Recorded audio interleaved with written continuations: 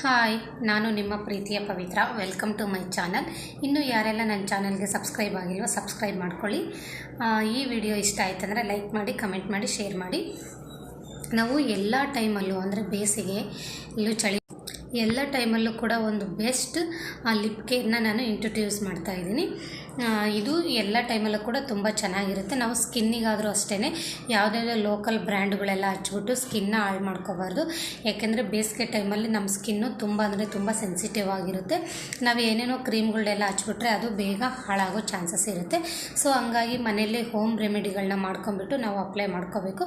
ಲಿಪ್ಪಿಗಾದರೂ ಅಷ್ಟೇ, ನಿಮ್ಮ ಲಿಪ್ ಏನಾದರೂ ತುಂಬ ಒರಟಾಗ್ತಾಯಿದೆ, ಕಲರ್ ಚೇಂಜ್ ಆಗ್ತಾಯಿದೆ, ಬ್ಲ್ಯಾಕ್ ಆಗ್ತಾಯಿದೆ ಅಂದರೆ ಜೇನುತುಪ್ಪದಲ್ಲಿ ಸ್ವಲ್ಪ ಸಕ್ಕರೆನ ಆ್ಯಡ್ ಮಾಡಿಬಿಟ್ಟು ನೀವು ಸ್ಕ್ರಬ್ ಮಾಡಿಕೊಂಡು ಚೆನ್ನಾಗಿ ವಾಶ್ ಮಾಡಿಬಿಟ್ಟು ಒಂದು ಒಳ್ಳೆ ಬ್ರ್ಯಾಂಡೆಡ್ ಲಿಪ್ ಬಾಮ್ನ ನೀವು ಲಿಪ್ ಕೇರ್ನ ಅಪ್ಲೈ ಮಾಡಿದರೆ ತುಂಬ ಅಂದರೆ ತುಂಬ ಚೆನ್ನಾಗಿರ್ತವೆ.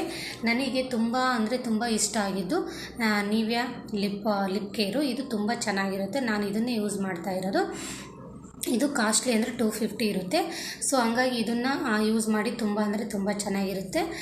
ಒಳ್ಳೆ ಬ್ರ್ಯಾಂಡ್ ಇರೋನೇ ಯೂಸ್ ಮಾಡಿ, ಲೋಕಲ್ ಇರೋನೇ ಯೂಸ್ ಮಾಡಬೇಡಿ. ನೋಡಿ,